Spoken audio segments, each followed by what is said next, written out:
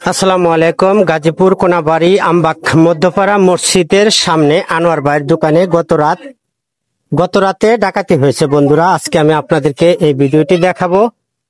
অবশ্যই আপনারা আমার সাথে থাকবেন।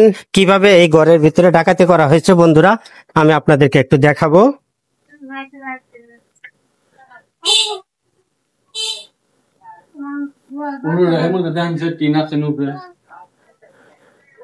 বন্ধুরা দেখতে পাচ্ছেন ঠিক দোকানের একদম পিছন সাইডে বন্ধুরা দেখতে পাচ্ছেন এই যে এটা একটা টিনের নিচে যে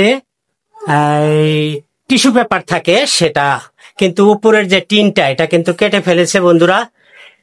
কিভাবে দেখতে পাচ্ছেন বন্ধুরা, একদম পিছনের সাইডে ওয়ালের সাথে ঘরের সমস্ত কিছু রয়েছে, কিন্তু কি এই দোকানে ডাকাতি হয়েছে বন্ধুরা দোকানদারের মুখ থেকে সবকিছু শুনবেন। সবই ঠিকঠাক আছে বন্ধুরা।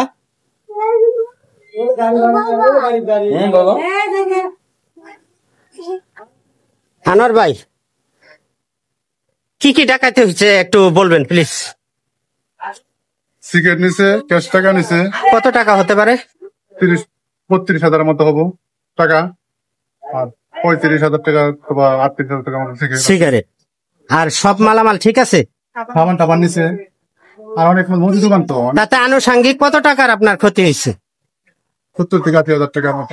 বন্ধুরা প্রায় 70 থেকে 80,000 টাকার মাল গত রাতে এই দোকান থেকে ডাকাতি করে নেওয়া হয়েছে, তাও পিছন দিয়ে টিন কেটে এই দোকানের ভিতরে ঢুকে ডাকাতি করা হয়েছে বন্ধুরা। দোকানদারের মুখ থেকে শুনলেন। তো আপনি কি মামলা করেছেন? অভিযোগ করেছি। জি বন্ধুরা, অভিযোগ করেছে উনি যাতে এই চোরকে ধরার জন্য ধরতে পারে এই বিষয়। আপনি কিছু জানেন?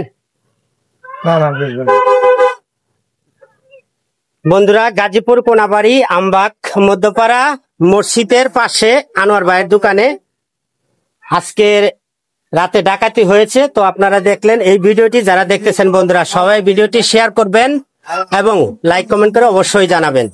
সবাই ভালো থাকবেন। আল্লাহ হাফেজ। কত বড়